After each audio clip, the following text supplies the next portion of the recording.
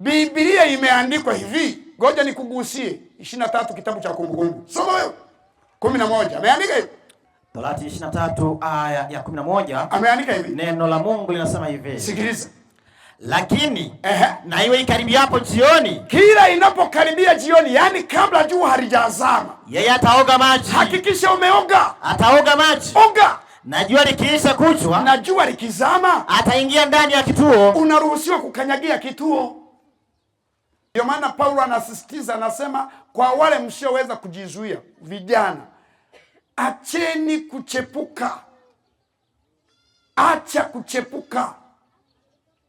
Yaani ukiona tu mwili umekusumbua, oa. Wewe ni binti, mwili umekusumbua, fanya nini? Olewa. Hiyo ndio solution. Leo mmewaona, twaelekea wapi? Mke pia waona, kinyume na agizo la Mungu. Sabato ya ndugu, sibari itatangazwa. Mambo yamebadilika, nasema yamebadilika. Leo mmewaona, twaelekea wapi? Mke pia waona, kinyume na agizo la Mungu. Sabato ya ndugu, sibari itatangazwa. Mambo yamebadilika, nasema yamebadilika. Twende wapi ili tupone? Tukimbilie kwa nani sasa ili tuweze kuokoka? Dunia imebadilika, amri zimeshapuuzwa. Tukimbilie kwa Yesu sasa ili tupone. Na sasa twende wapi ili tupone? Tukimbilie kwa nani sasa ili tuweze kuokoka? Dunia imebadilika, amri zimeshapuuzwa. Tukimbilie kwa Yesu sasa ili tupone. Na sasa twende wapi ili tupone? Tukimbilie kwa nani sasa ili tuweze kuokoka? Dunia imebadilika, amri zimeshapuuzwa. Tukimbilie kwa Yesu sasa ili tupone.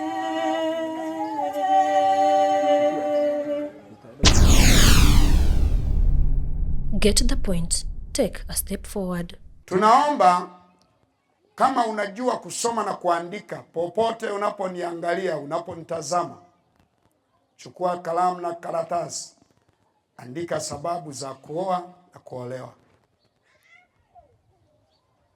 Mbona umeoa? Kwa nini umeolewa?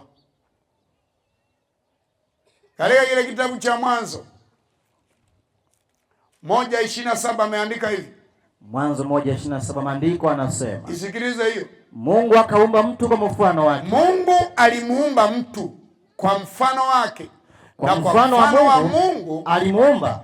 Mwanaume na mwanamke aliwaumba. Kaumba watu wangapi? Wawili. Mwanaume na mwanamke wakaumbwa. Lile fungu la 15 meandika hivi, kitabu cha Mwanzo 2. Soma. Mwanzo 2:15 maandiko yanasema.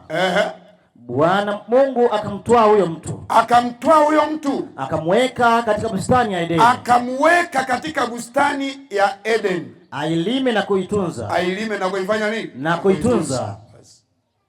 Kazi ya kwanza ambayo binadamu baada ya kuumbwa alipewa, kazi ya kwanza kabla ya dhambi, mwanadamu alipewa kazi ya kulima. Hapa tunamuona mwanadamu anaanza na kazi kabla hajaoa, kabla hajaolewa. Mwanadamu anaanza na kazi kwanza. Mwanadamu anaanza na kazi. Lile fungu la 18 anasema hivi. Bwana Mungu akasema. Ndipo Bwana akasema, si vyema huyo mtu awe peke yake. Si vyema mtu huyu awe peke yake. Nitamfanyia msaidizi. Nitamfanyia msaidizi wa kufanana naye. Kwa nini tunaoa? Kwa nini tunaolewa? Hii naomba uijali sana. Tunaoa, tunaolewa ili tupate kusaidiana. Yaani unapooa umepata msaidizi. Unapoolewa umepata msaidizi. Kwa hiyo tunaolewa ili tupate kusaidiana. Amina. Na Biblia imeandikwa hivi, si vyema mtu huyu aishi peke yake. Ni makosa makubwa kuwa peke yako kwenye nyumba. Liangalia sana na ulijali sana hiyo. Leo kuna watu ambao wamekuwa na nyumba za peke yao. Mama anakuwa na nyumba ya peke yake. Baba naye ana nyumba ya peke yake. Ule ni utomvu wa nidhamu. Ni uvunjaji wa kanuni. Mungu alimuumba mume na mke ili wasaidiane. Ingelikuwa ni vyema mtu kuishi peke yake, Mungu angeliumba mtu mmoja. Lakini sasa hivi Mungu akaumba watu wangapi? Wawili, ili kusaidiana. Sevu hiyo. Kwa hiyo unapoishi peke yako kwenye nyumba ni makosa.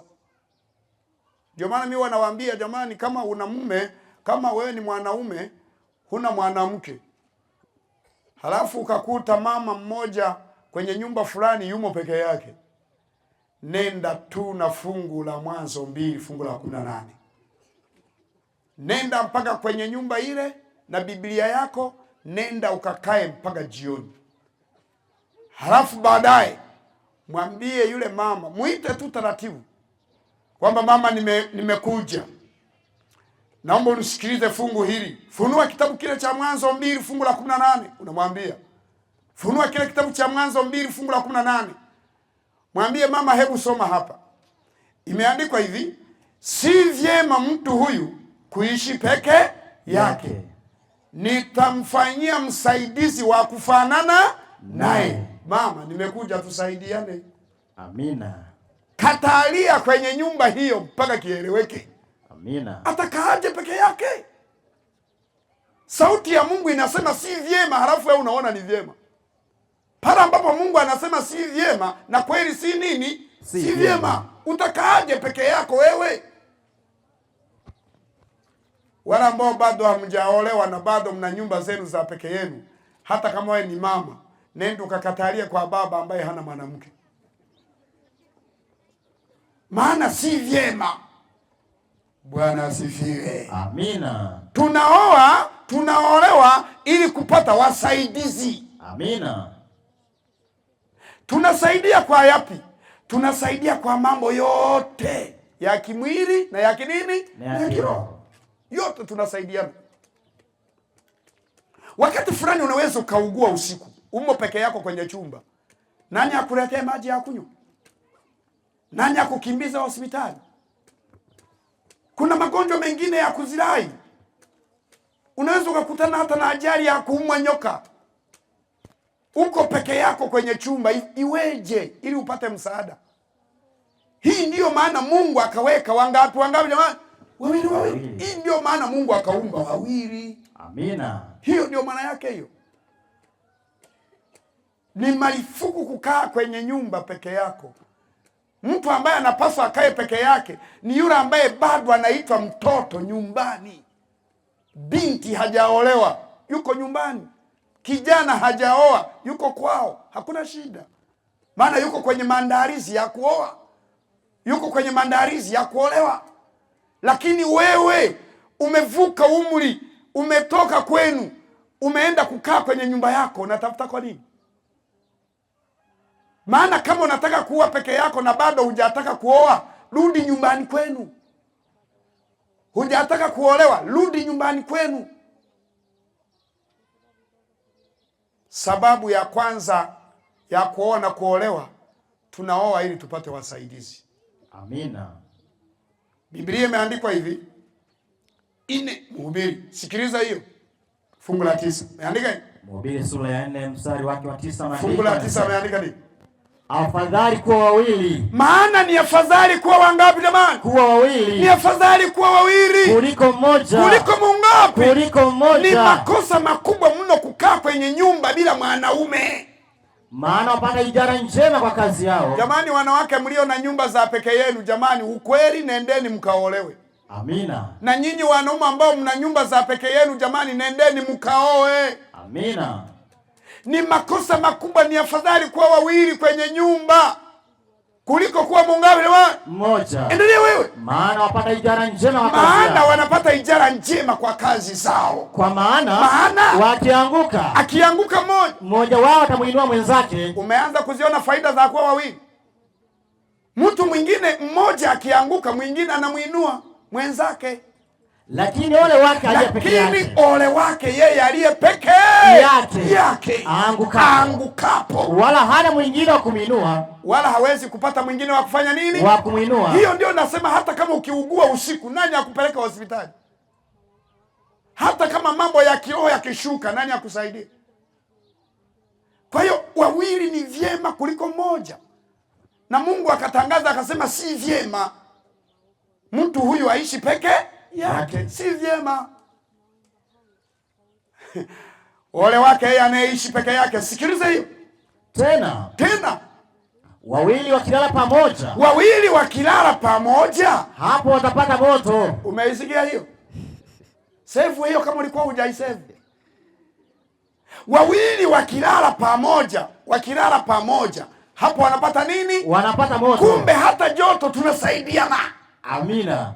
Kuna wanadamu wengine ukweli hawana joto mpaka agusane na mwingine, mpaka agusiwe na mwingine. Kumbe wawili wakilala pamoja na moto wanasaidiana. Amina. Ole wake sasa. Lakini mmoja aliye peke yake tu. Ole wake anayelala peke yake sasa. Awezaje kuona moto? Ataona upate wapi? Ataupata wapi? Yaani anaweza akafikiri baridi zote za Tanzania zimekusanywa kwenye shuka yake. Kumbe ni uhaba tu wa mawazo. Ni shida tu. Mama, kama hujaolewa na uko peke yako hapo, anza kutuma message kwa baba ambaye hana mwanamke. Tuma message. Ni makosa. Tunaolewa ili tusaidiane mambo yote, mpaka na hata joto. Tunafanya nini jamani? Tunasaidiana. Na ndio maana napendaka kuambia wanandoa, kubali kumsaidia mke wako nini? Kazi. Fanya kazi na mke wako kwa kusaidiana. Iwe kwenye kisima cha maji, beba dumu na mke wako dumu, tangulizaneni kwenda wapi? Kisimani. Mama mbele, baba nyuma. Halafu mama anaumomonyoa. Baba unafanya nini? Unashuhudia. Unaenda kisimani. Amina. Huku unapiga kamruzi tu taratibu. Mwenzako anatikisa huko. Unaenda. Mkitokako mnakuja mnaanza kuosha. Mwingine ikiwezekana anaosha vyombo, mwingine anakoka moto. Kazi ni kusaidiana. Amina. Mungu ameumba wawili ili tusaidiane. Amina. Tusaidiane mambo yote. Hata kama ni nguo, mfue. Na sio kwamba eti kila nguo zikichafuka sasa mfue wote. Kuna kipindi fulani mwingine anaweza akawa kwenye kazi fulani, mwingine akachukua nguo. Baba unaweza ukachukua nguo za kwako na za mama ukaenda kufua. Amina. Kipindi mama anapika, wewe unafua.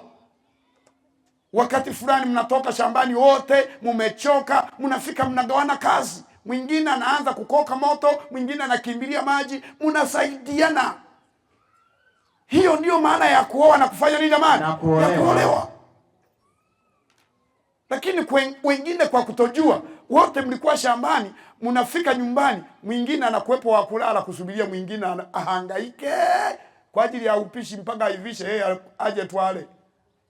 Halafu ndio unakuwa unachochea unakazania tu. Mbona bado hujaivisha? Na wote mlikuwa shambani. Saidianeni kazi. Amina. Tuliumbwa wawili ili tusaidiane kazi. Amina. Tusaidiane kimwili, tusaidiane kinini? Kiroho. Hiyo ndiyo maana ya kuumbwa. Wangapi? Wawili. Bwana asifiwe. Amina. Sababu namba 2 ni agizo la Mungu. Kuoa na kuolewa ni agizo la nani jamani? La Mungu. 19 Mathayo, anza na fungu la 2. Mathayo 19 fungu la 2. Anza na la 3. Fungu la 3 maandiko yanasema hivi. Basi Mafarisayo wakamwendea. Wakamuuliza. Wakamjaribu. Wakimwambia, je, ni halali mtu kumwacha mkewe kwa kila sababu? Akajibu akamwambia, hamkusoma ya kwamba yeye aliyeumba mwanzo? Yeye aliyewaumba lini jamani? Mwanzo. Aliumba mtu mume na mtu mke. Alimuumba mtu mume, akamuumba mtu nini? Mke. Ndio. Akasema, kwa sababu hiyo mtu atamwacha babaye. Kila mtu atamwacha baba yake na mamaye. Ataambatana na mkewe. Na wataambatana na mke wake. Na hao wawili. Na hao wangapi? Na hao wawili watakuwa mwili mmoja. Bwana asifiwe. Amina. Ni agizo. Rafiki yangu, baba yangu, mama yangu, kokote unakonisikiliza, kuoa na kuolewa ni agizo. Amina. Kuna wengine wako hapo wanasema mimi siolewi, ni uhaba wa mawazo tu. Kuoa na kuolewa baba ni agizo. Amina. Ninyi vijana ambao bado hamjaoa, umri ukifika olewa. Na umri ukifika usisubirie sijui mpaka wakupe nini kuolewa. Amua mwenyewe. Na habari ya kuolewa ni kuamua, habari ya kuoa ni kuamua. Kuna wengine mnazehekea nyumbani eti mlishaga subiria mpaka mpate mtu wa mahali. Kuolewa hakuna mahusiano na mahali. Hili nalo nitakuja nifundishe hilo. Wapo mabinti mpaka mtachoka, mtaweka matuta usoni, mko nyumbani eti mlishaga subiria muolewe kwa mahali. Mtachoka kweli, mtaanza na kutoka meno, mko nyumbani. Utashangaa wewe ndio naitwa bibi wa mji na kumbe ndio mtoto. Mlishaka subiriwe eti mpate kijana aje na milioni 2 ndipo uolewe. Utachokea nyumbani. Habari ya kuoa na kuolewa ni maamuzi ya muoaji na nani jamani? Na muolewaji. Ni matakwa ya muolewaji. Kuna wazazi wengine wameshikilia mabinti eti mpaka apate, utafikiri nayo ni biashara. Mpaka apate eti mtu wa milioni 3 ndipo aruhusu binti yake kuolewa. Utashangaa atakuwa mama yako. Utashtukiwa nasema wewe ndio mtoto, yeye ndio mama. Acha, hiyo sio biashara. Kama umeshindwa kulima na ujipatie mahitaji kwa nguvu zako, koma. Hiyo sio biashara hiyo. Tuliumbwa ili tuoe na ili tuolewe. Na kuoa na kuolewa ni agizo. Tena ni agizo la nani jamani? La Mungu. Ni agizo la Mungu. Kila mmoja atamwacha baba yake na kila mtu atamwacha mama yake na kuambatana na nani jamani? Na mkewe. Kisha watakuwa wawili, na tena si wawili tena, watakuwa mwili mngapi? Mmoja. Acha binti yako kumshikilia. Acheni kushikilia mabinti zenu eti kuwafanyia biashara mpaka eti waolewe kwa fedha. Hatuozeshi kwa fedha. Hili ni somo linalojitegemea, nitakwambia siku nyingine. Amina. Lakini leo nataka tu ujue sababu za kuoa na kufanya nini jamani? Na kuolewa. Sababu namba 2 ni agizo la Mungu. Utake usitake utaoa tu, maana ni agizo. Utake usitake utaolewa tu. Bwana Yesu asifiwe. Amina. Sababu namba 3. Kwa nini tunaoa? Kwa nini tunaolewa? Kwa sababu namba 3, tunaoa na kuolewa ili kuutimizia mwili haja zake, au kuupatia mwili mahitaji yake. Kuupa mwili mahitaji yake. Kwa nini? Kitabu cha Korinto wa kwanza. Sikiliza hiyo. Lile fungu, anza na fungu la kwanza. Wa Korinto wa kwanza, fungu la kwanza, sura ile ya 7. Neno la Mungu linasema fungu la kwanza hivi. Basi kwa habari mambo yale mlioandika. Kwa habari ya mambo yale yaliyoandikwa, ni heri mwanaume asimguse mwanamke. Lakini kwa sababu ya zinaa. Kwa sababu ya zinaa. Kila mwanaume na awe na mke wake mwenyewe. Kila mwanaume lazima aoe. Na kila mwanamke. Na kila mwanamke na awe na mume wake mwenyewe. Lazima aolewe. Amina. Lile fungu la 8 ameandikaje? Lakini nawaambia wale wasioa bado. Lakini ambao bado hamjaoa na kuolewa, sikilizeni. Na wajane. Ni heri wakae kama mimi nilivyo. Lakini ikiwa hawezi kujizuia. Ikiwa hamwezi kujizuia, na waoe. Maana ni afadhali kuoa kuliko kuwaka tamaa. Basi. Kumbe tunaoa ili kumaliza tamaa. Tunaoa ili kutimizia mahitaji ya mwili. Kwa nini? Maana binadamu ameumbwa kwa tamaa, na tamaa zake zinamalizwa na mume wake kama ni mwanamke, na kama ni mwanaume tamaa za mwanaume zinamalizwa na mke wake. Amina. Kwa hiyo tamaa ambazo zimeumbwa kwa mwili, ili hizo tamaa ziondoke na hizo tamaa zipate mahitaji yake, lazima uoe, lazima uolewe.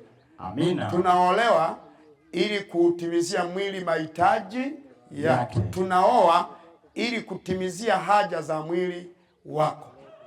Kwa hiyo itakulazimu tu na itanilazimu tu kuoa na kuolewa ili mwili kuupa mahitaji yake. Ndivyo tulivyoumbwa. Kuna watu wengine wamefundishwa eti ndoa ni matokeo ya dhambi. Mlidanganywa. Ndoa imekuwepo kabla ya nini? Kabla ya dhambi. Kabla ya dhambi. Kwa hiyo binadamu aliumbwa ili aolewe, ili aoe. Na ndani ya mwili huu wa mwanadamu kuna tamaa zinazomalizwa na kuolewa, zinazomalizwa na kuoa. Amina. Hiyo ndiyo sababu ya pili, na ni muhimu. Ndio maana Paulo anasisitiza, anasema kwa wale msioweza kujizuia, vijana, acheni kuchepuka. Acha kuchepuka. Yaani ukiona tu mwili umekusumbua, oa. Wewe ni binti, mwili umekusumbua, fanya nini? Olewa. Hiyo ndio solution. Hapo ndipo utamaliza kesi. Acha kwenda kumaliza kesi hiyo kwa mtu ambaye sio mume wako. Ni marufuku kabisa. Amina. Ezekieli 23 fungu la 8 ameandika hivi. Ezekieli 23 fungu la 8 ameandika hivi. Neno la Mungu linasema. Fungu la 7 anzia hapo. Akawagawia mambo yake ya kikahaba. Endelea. Watu wateule wa Ashuru. Wote pia. Akajitia mmoja wao hao waliowapenda. Wala hakuyaacha mambo yake ikahaba tangu siku za Misri. Kwa maana wakati wa ujana wake walilala naye, wakayabana matiti ya ubikira wake. Basi. Wakati wa ujana wake walilala naye, wakaharibu matiti ya ubikira wake kabla bado hajaolewa. Biblia ikamuita kahaba. Zinzi, kahaba, mzinzi mkuu. Kwa hiyo kwa ushauri wa Biblia, hauruhusiwi kabisa kuingia tendo la ngono kabla hujaolewa. Hauruhusiwi kabisa kuingia tendo la ngono kabla hujaoa. Hairuhusiwi. Utakuwa kahaba. Na ni marufuku binadamu yoyote ambaye sio mume wako kushika titi lako. Yaani kama binadamu mwingine tu ambaye sio mume wako akijitokeza kukushika matitini, kwa mujibu wa sheria za nchi, peleka mahakamani. Amina. Maana anayeruhusiwa kushika matiti ya mwanamke ni mwanaume, yani ni mume wako.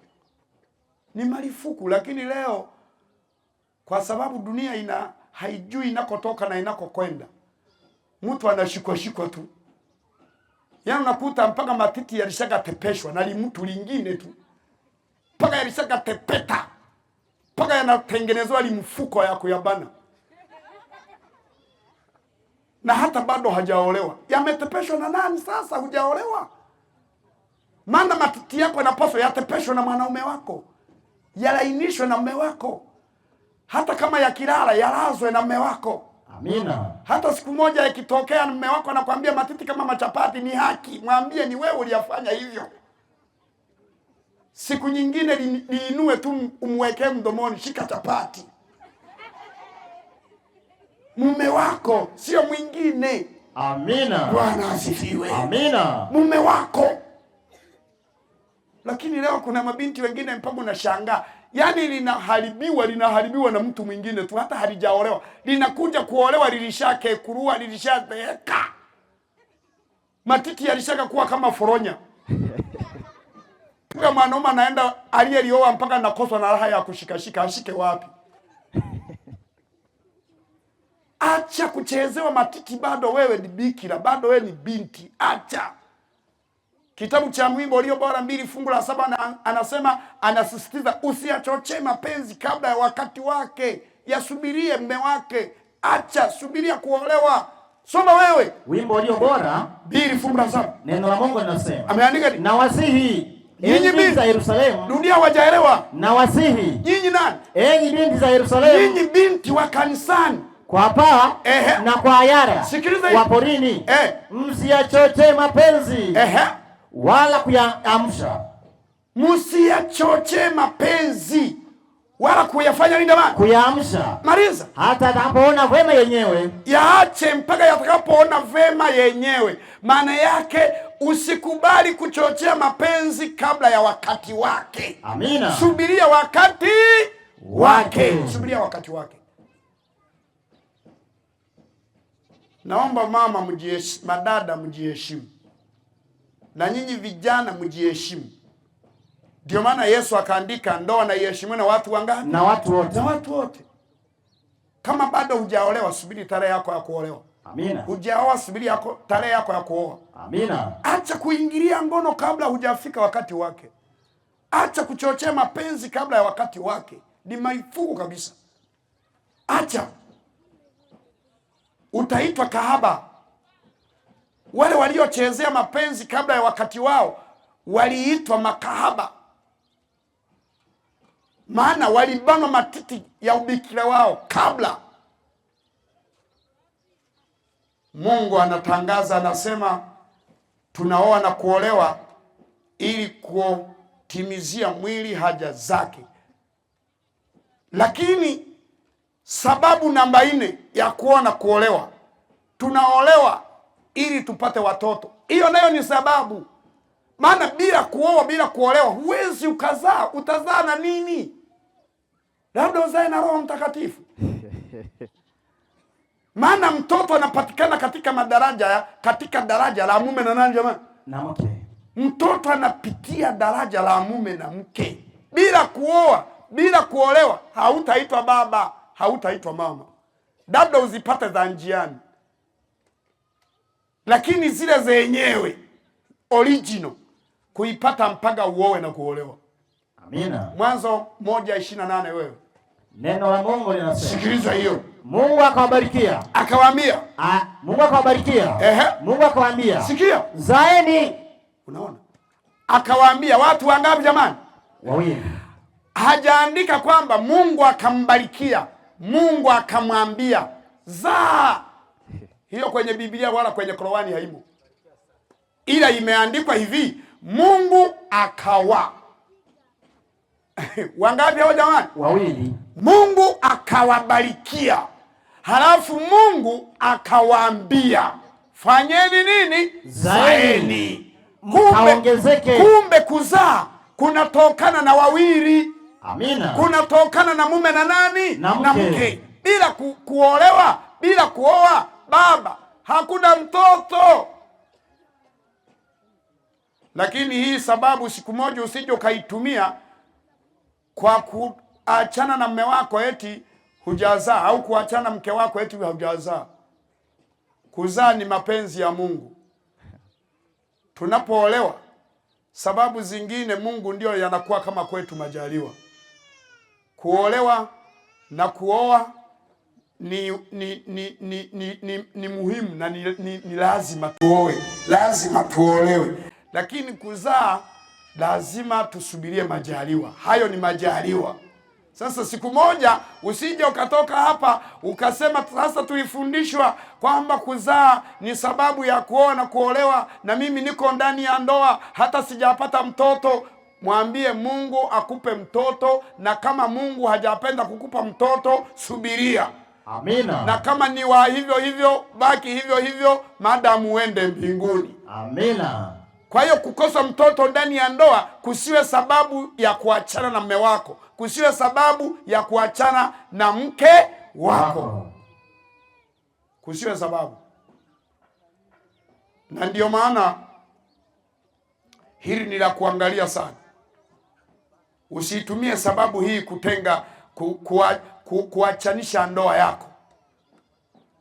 Ni sababu ambayo kweli inatufanya kuoa, inatufanya kuolewa, lakini isiwe sababu ya kutufanya tufanye nini jamani? Tuachane. Ni marufuku. Sababu namba 4 hiyo. Sababu ya 5. Tunaoa na kuolewa ili tupate heshima. Kuoa na kuolewa ni heshima kwenye jamii ya wanaotuzunguka. Ni heshima. Mtu akioa anaheshimika katika jamii, hata mpaka na wazee wa nzengo, wazee wa kijiji wakifika kwako, una mji na mke wako, haijalishi una umri wa miaka 20, lakini una mji, afike mtu wa umri wa miaka 60, lazima atafika aite mzee wa hapa ameenda wapi. Heshima kubwa. Hata akija nani lazima ataulizia baba wa mji, haijalishi una umri upi.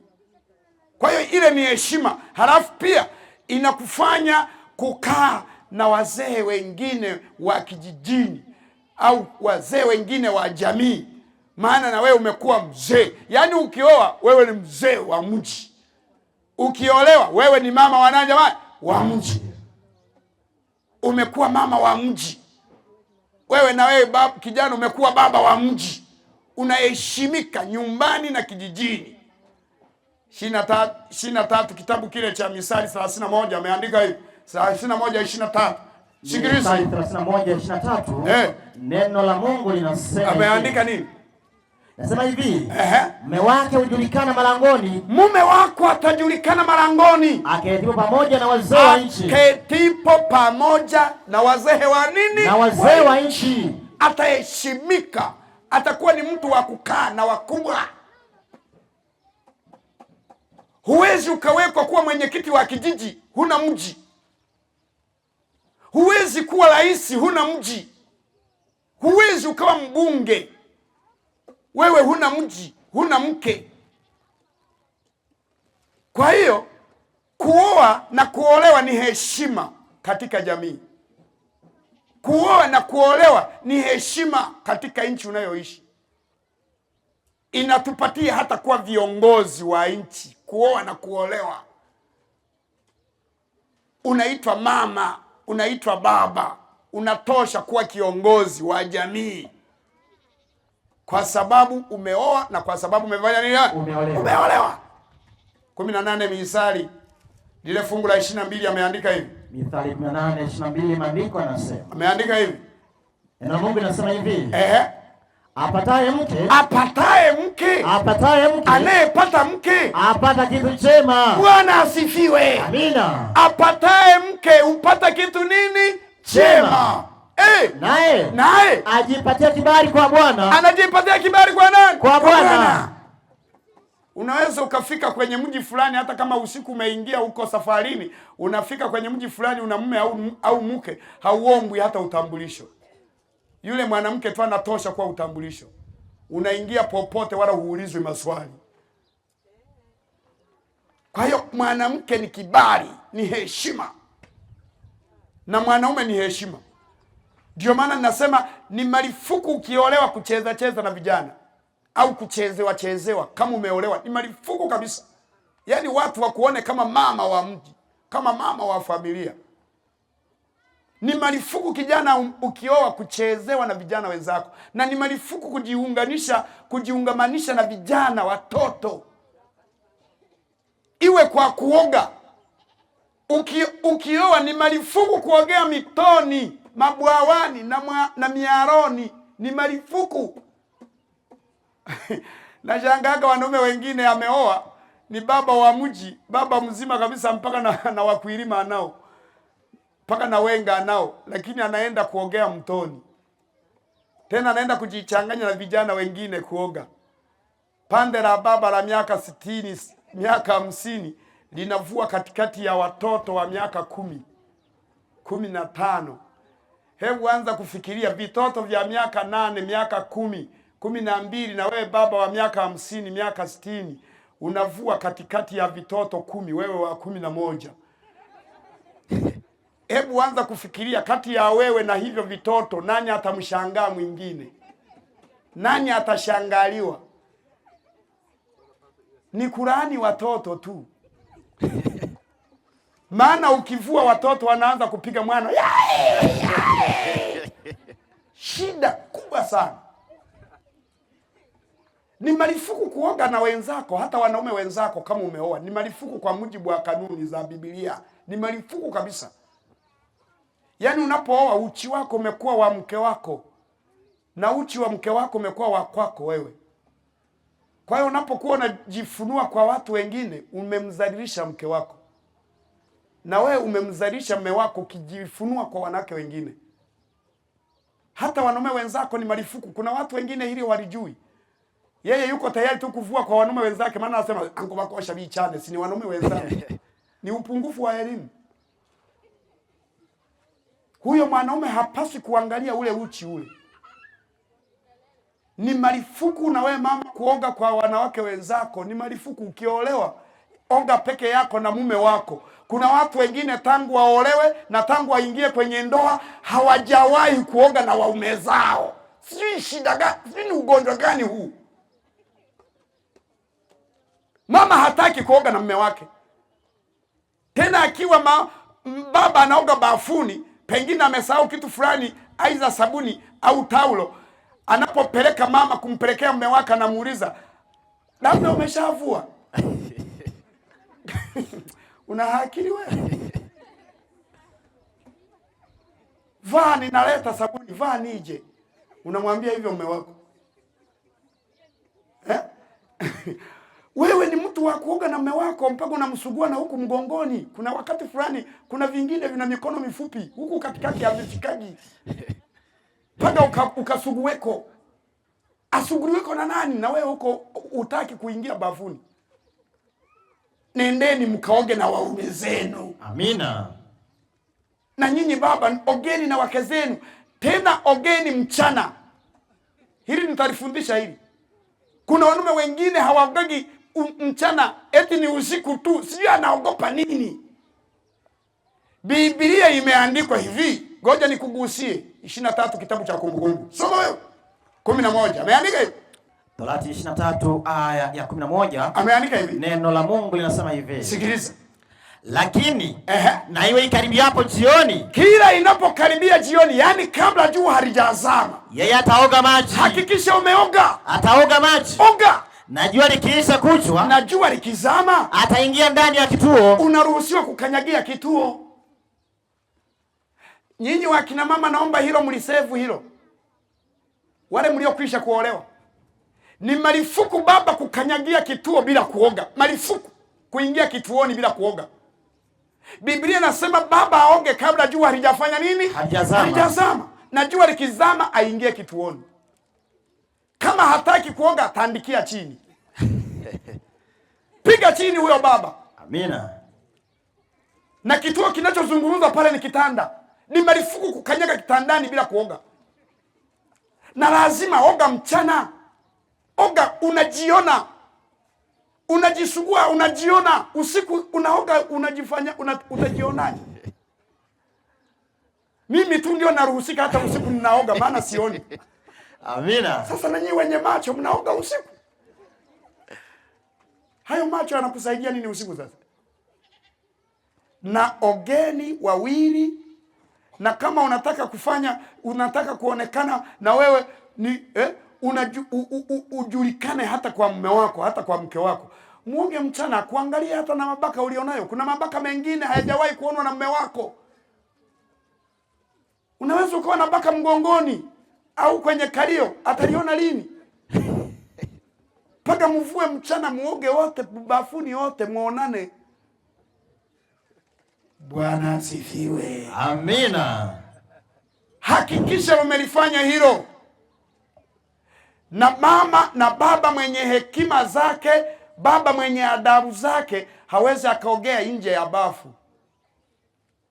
Kuna wakina baba wengine na huku usukumani huku, mpaka dakika inavyoongea, kuna mababa wengine hawanaga mabafu. Anaoga tu nyuma ya nyumba huko, nyuma ya nyumba tu, hakuna kwa hata bafu. Hili ndio limsababisha hata Daudi akaingia kwenye shida la kuoga tu. Talifundishaga hilo. Acheni. Kwa hiyo hakikisha wewe unapooa umeheshimika kwenye jamii. Ni mtu wa kuheshimiwa na watoto na wazee wa kuheshimu. Ukiolewa umeheshimika. Sifa namba 6. Kuoa na kuolewa kunatupatia uhuru wa madaraka. Kunatupa uhuru wa yani tunakuwa na madaraka. Unakuwa na sauti. Binadamu akioa na kuolewa amejenga serikali ya kwake. Yaani unapojenga mji wako umejenga serikali ya kwako. Hata baba au mama akija kukaa kwako lazima aongozwe na sheria za kwako. Hawezi akakaa kwako halafu akakuongoza. Lazima aishi chini ya sheria ya kwako. Na baba akija kwako amekuja nchi nyingine, lazima akubaliane na sheria zilizopo kwenye nchi hiyo. Na wewe unaporudi nyumbani umeenda kwenye nchi nyingine. Na hili ndio nitakuja nilifundishe kwamba mtoto anapoolewa amejitegemea. Wewe mzazi yule amekuwa kama jirani. Unapohitaji kumtuma lazima umuombe. Akikubali umtume, akikataa muache, wala usimlaumu. Kuna wazazi wengine analazimisha binti yake alishagaolewa, analazimisha kumwagiza eti mwambie fulani aje. Muombe kwa mume wake. Kama unakuja kumtuma au anakuja kukusaidia kazi fulani, muombe. Maana tayari na yeye amekuwa kwenye serikali nyingine. Yaani mtoto akiolewa, wewe na yule mtoto mmekuwa serikali mbili nini? Tofauti. Na kila serikali ina sheria zake. Kila serikali ina sheria zake. Kwa hiyo acha kutumia mapavu kwa mtoto aliyeolewa. Acha kutumia amri kwa mtoto aliyeoa. Kijana wako akioa akajitegemea kwake, ametengeneza serikali ya kwake. Kwa hiyo amekuwa na yeye na mamlaka pale hapo, amekuwa na madaraka hapo kwake. Na unapoolewa kweli unakuwa na mamlaka, unakuwa na madaraka. Hata mgeni akija una uhuru wa kuchinja kuku bila kuuliza. Lakini unapokuwa kwenu, ili mgeni amchinjie kuku mpaka muulize baba ama muulize nani? Mama. Wakikataa rafiki anarudi bila kula. Lakini unapokuwa kwako unakuwa na uhuru wa kufanya unalotaka. Unakuwa na mamlaka, unakuwa na madaraka. Bwana asifiwe. Amina. Sababu 6 hizi zinatosha tuoe, zinatosha kufanya mimi nioe na kukufanya wewe ufanye nini jamani? Uolewe. Sababu 6 hizo. Na hizi ndizo sababu zinazotufanya kuoa na zinatufanya tufanye nini? Tuolewe. Hizo ndizo sababu. Tunaoa ili tupate wasaidizi. Tunaoa ili tupate kutii agizo la Mungu. Tunaoa ili kutimizia mili haja zake. Tunaoa ili tuheshimike kwenye jamii. Na tunaoa na kuolewa ili tuwe na madaraka. Bwana asifiwe. Amina. Bwana asifiwe. Amina. Wangapi wamenielewa? Mikono juu. Simameni tuombe. Amen. Hallelujah. Amen.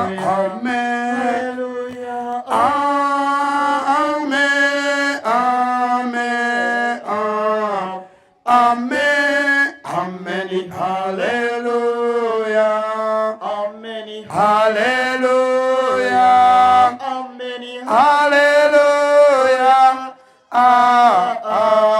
Amen. Pastor Amon, hebu njoo uombe kwa ajili yetu. Karibu tuombe. Tuombe. Baba yetu unaishi milele, asante kwa ajili ya kipindi kilichopita. Tumeona sababu za kuoa ama kuolewa, faida za kuoa au kuolewa. Ni faida ulizozileta mwenyewe katika hekima yako ya mbingu isiyokosea. Na mwanadamu yeyote anayeishi katika uso wa dunia, endelea kumfanya kuelewa mpango wako.